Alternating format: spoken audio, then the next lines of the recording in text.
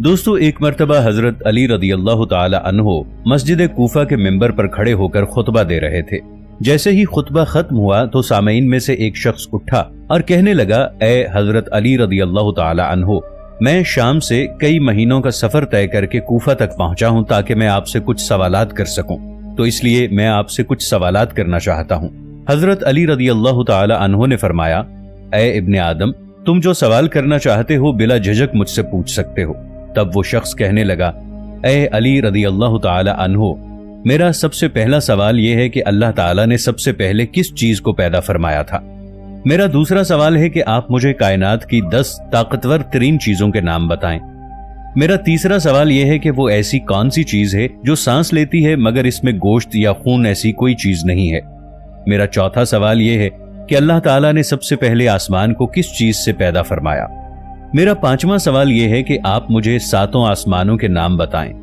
मेरा छठा सवाल यह है कि आप मुझे आसमान के तालों और इनकी कुंजियों के बारे में मालूमात फराहम करें। मेरा 7वां सवाल यह है कि मुझे जमीन की सबसे बेहतरीन वादी का नाम बताएं। इसके बाद मेरा 8वां और सबसे आखिरी सवाल यह है कि रुए जमीन पर जो सबसे बदतरीन और भयानक वादी है उसका नाम क्या है। नाजरीन, वीडियो शुरू करने से पहले मैं आपको बताता चलूं कि मैं जो वाकया आपको सुनाने जा रहा हूं, ये वाकया 1000 साल कबल अहादीस की मुस्तनद कुतुब मसलन अल खिसाल के बाब नंबर 10 हदीस नंबर 25 में नुमाया तौर पर मौजूद है। दोस्तों, हजरत अली रदी अल्लाह ताला अन्हो ने फरमाया, ए इब्ने आदम, तुम्हारा सबसे पहला सवाल यह है कि अल्लाह ताला ने सबसे पहले किस चीज को पैदा फरमाया था। तो तुम जान लो, अल्लाह ताला ने सबसे पहले नूर को पैदा फरमाया था। तुम्हारा दूसरा सवाल यह है कि इस कायनात की 10 ताकतवर तरीन चीजें कौन सी हैं।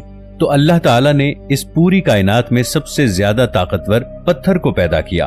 अल्लाह ने इससे भी ताकतवर चीज लोहे को पैदा किया जो पत्थर को काट सकता है। इसी तरह आग को लोहे से भी ज्यादा ताकतवर बनाया जो लोहे को पिघला देती है। आग से ताकतवर पानी है जो आग को बुझा देता है। पानी से ज्यादा ताकतवर बादल हैं जो पानी को आसमान पर उठाए फिरते हैं। बादल से ज्यादा ताकतवर हवा है जिसकी वजह से बादल आसमान पर इधर उधर उड़ते रहते हैं। हवा से ताकतवर हवा का फरिश्ता है जो हवाओं को जमीन पर चलाता है। हवाओं के फरिश्ते से ज्यादा ताकतवर मलकुल मौत है जो हवा के फरिश्ते को भी अल्लाह के हुक्म से मौत दे सकता है।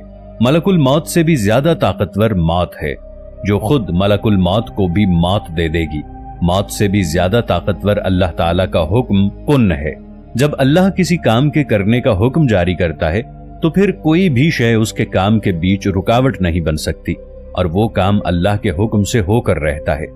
ऐ इब्ने आदम, तुम्हारा तीसरा सवाल यह है कि वो ऐसी कौन सी चीज है जो सांस तो लेती है मगर इसमें गोश्त पोस्त और खून मौजूद नहीं है। तो तुम जान लो, वो चीज सुबह है। अल्लाह रब्बुल इज्जत ने कुरान पाक में इरशाद फरमाया है, कसम है रात की जब वो जाने लगे और सुबह की जब वो सांस लेकर आने लगे। दोस्तों, ये चांद, सूरज, सितारे, सैयारे, कहकशाएं, जमीनो आसमान, सुबह और शामें, ये सब भी अल्लाह ताला की मखलूकात हैं। इसीलिए अल्लाह ताला कुरान पाक में सूरतुल इसरा पारा 15 आयत 44 में इरशाद फरमाता है, 7 आसमान और 7 जमीनें अल्लाह की तस्बीह बयान करते हैं और हर वो चीज भी जो 7 आसमानों और 7 जमीनों में रहती है, और ऐसी कोई भी चीज नहीं जो अल्लाह ताला की तारीफ के साथ उसकी तस्बीह बयान न करे, मगर तुम उनकी तस्बीह को समझते नहीं हो। कुरान पाक की इस आयत के मुताबिक 7 आसमानों और 7 जमीनों में रहने वाली मखलूकात के अलावा खुद 7 आसमान और 7 जमीनें अल्लाह पाक की तस्बीह बयान करते हैं, लेकिन हम इंसान इन चीजों के हम्दो सना करने के अंदाज को समझ नहीं सकते। फिर हजरत अली रदी अल्लाह ताला अन्हो ने फरमाया, ए इब्ने आदम, अब तुम्हारा अगला सवाल यह है कि अल्लाह ताला ने पहले आसमान को किस चीज से पैदा फरमाया। तो जान लो, अल्लाह ताला ने पहले आसमान को पानी के बुखारात से पैदा फरमाया। बुखारात पानी के उस भाप या धुएं को कहते हैं जो पानी गर्म होने के बाद निकलने लगता है। अल्लाह सुब्हानहू व तआला ने इसी भाप और धुएं से पहले आसमान को बनाया है। ऐ इब्ने आदम, तुम्हारा अगला सवाल यह है कि तुम्हें 7 आसमानों के नाम बताए जाएं। तो जान लो कि अल्लाह पाक ने पहले आसमान का नाम रफी रखा है और इसे पानी और धुएं से तख्लीक किया है, और दूसरे आसमान का नाम कैजूम है और ये रंग में तांबे के रंग जैसा दिखता है। तीसरे आसमान का नाम मारूम है और ये सुर्ख माइल खाकी रंग का है। चौथे आसमान का नाम अरफलून है, ये आसमान चांदी के रंग जैसा है। पांचवें आसमान का नाम हायहून है, इसका रंग सोने के रंग जैसा है। छठे आसमान का नाम अर्रूस है, ये सब्ज याकूती रंग का है। और फिर सातवें आसमान का नाम अजमा है, इसका रंग सफेद मोती यानी नूर जैसा है। तुम्हारा अगला सवाल कि तुम्हें आसमान के तालों और उनकी कुंजियों के बारे में बताया जाए, तो ए इब्ने आदम, जान रखो कि आसमान के ताले अल्लाह के साथ शिर्क करना है। जो अल्लाह के सिवा किसी और को अपना माबूद बनाएगा तो यकीनन उसके लिए आसमान के दरवाजों के ताले कभी नहीं खुलेंगे।